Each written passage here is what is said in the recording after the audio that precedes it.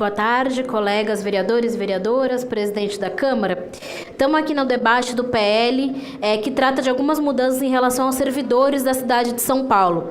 Esse é um projeto de lei que está passando em primeiro e nós temos muita expectativa de conseguir alterar alguns pontos, presidente, que para nós são fundamentais. Primeiro, que existe um aspecto que nós não temos desacordo, que é a questão dos abonos, que é parte de uma negociação feita com os sindicatos da categoria. O Sindicep foi parte, alguns sindicatos municipais fizeram parte de toda uma negociação que envolve a questão do pagamento de abonos para servidores do município de São Paulo. Com isso, nós temos um acordo.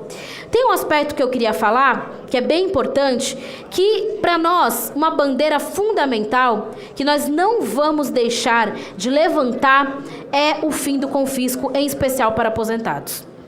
A cidade de São Paulo cometeu um erro histórico. É uma dívida histórica que está colocada com servidores, que é descontar, num desconto alto, pessoas que ficaram décadas dedicando suas vidas ao chão de escola, ao hospital, à administração pública, em serviço da população de São Paulo. Esse confisco é um confisco que é injusto. A pessoa já pagou. A pessoa pagou o que ela devia para a Previdência Municipal durante décadas. Ela continuar tendo um desconto numa fase mais frágil da vida, em que ela tem mais despesas, mais contas para pagar, para nós é inadmissível. Uma pessoa idosa que tem doença, isso é muito ruim, muito ruim. Lá no Estado, a gente conseguiu reverter. A nível estadual, presidente, existia um confisco salarial, principalmente que pegava os professores da rede estadual e que foi revisto. Já foi revisto. É necessário que a gente dê esse passo aqui em São Paulo também. Que a gente consiga rever o confisco. Nós não vamos abrir mão disso. Não vamos abrir mão disso. Existe um processo que corre no STF e eu espero que antes do STF decidir pelo fim do confisco salarial em São Paulo aos aposentados, que a Câmara Municipal tome a frente e acabe com isso. Antes que a justiça peça. Porque é injusto, é muito injusto. Esse é um ponto que eu queria tratar. Tem alguns pontos também pertinentes a esse PL especificamente. Eu queria tratar de um deles. Tem alguns que são problemáticos, Mas tem um específico que eu dialoguei com o Fabrício Cobra, levei a questão ao presidente Milton Leite, líder do governo Fábio Riva, que é em relação à questão das cotas. Queria que todos prestassem atenção nisso. Como que é hoje? Existe a disputa geral, universal, de ampla concorrência, que se chama, e a específica, para pessoas negras e também para pessoas com deficiência, certo? O que acontece? Hoje, se uma pessoa passa na lista específica e também passa na de ampla concorrência, aquela pessoa é passada para a lista de ampla concorrência de forma que libera uma vaga na específica. Por exemplo, supõe que uma pessoa, num concurso público, servidor de São Paulo, passa em primeiro lugar na lista de cotas PCD.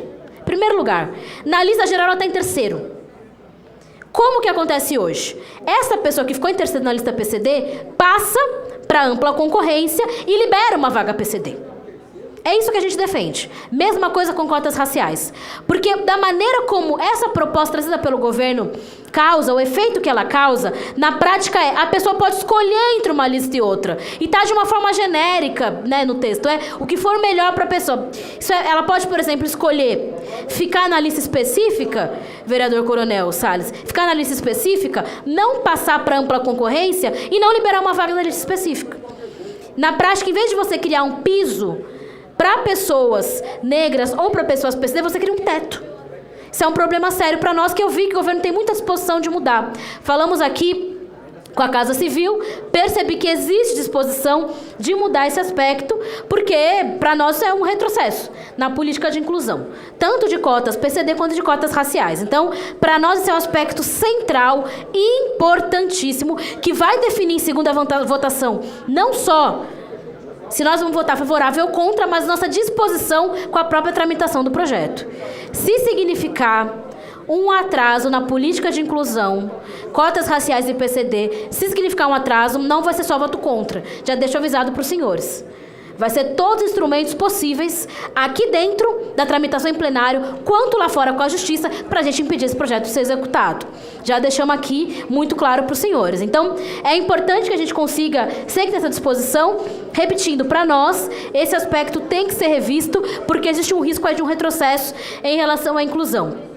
Dito isso, não teve possibilidade de a gente modificar o texto hoje, para falar tanto da questão de cotas, quanto da possibilidade de colocar o retroativo para o abono, que seria muito interessante, né? Quer dizer, então, a gente conseguir garantir a retroatividade do abono também seria bom. Não conseguimos avançar nisso hoje, não teve disposição, então o nosso voto vai ser contra. Espero que a gente consiga avançar para a segunda votação.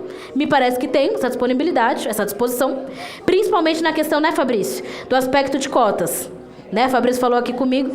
Então, não, mas nós não estamos obstruindo. A gente, estamos aqui apenas votando contrário neste momento. Né? Não sei como é que vai ser na votação em segunda.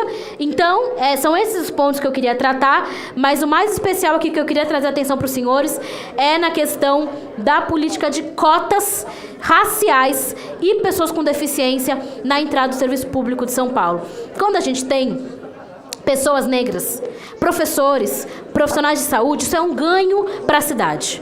Quando a gente tem pessoas com deficiência, servidores públicos, isso é um ganho gigantesco para a cidade. Pessoas que vão compor a força de trabalho, que vão ser servidores que vão poder ampliar o vínculo com a população. É diferente, vereador Eli Correia, quando aquela criança de periferia negra encontra uma professora negra na escola. É um efeito de longo prazo que é difícil de medir. Eu, como uma pessoa trabalhadora da saúde, sei muito bem o que é isso. Sei o que é passar de jaleco numa UBS e as crianças negras olharem com olhar admirado, sabendo que um dia elas podem estar nessa posição. Isso é um tipo de ganho, que é um ganho que nós não vamos abrir mão. É um ganho importante para a cidade de São Paulo, que nós entendemos que deve continuar. Então, esse aspecto, esses dois, a gente quer dialogar com os senhores para conseguir melhorar, aprimorar esse texto para a segunda votação, para ele não representar nenhuma política de atraso. É isso, muito obrigada, presidente.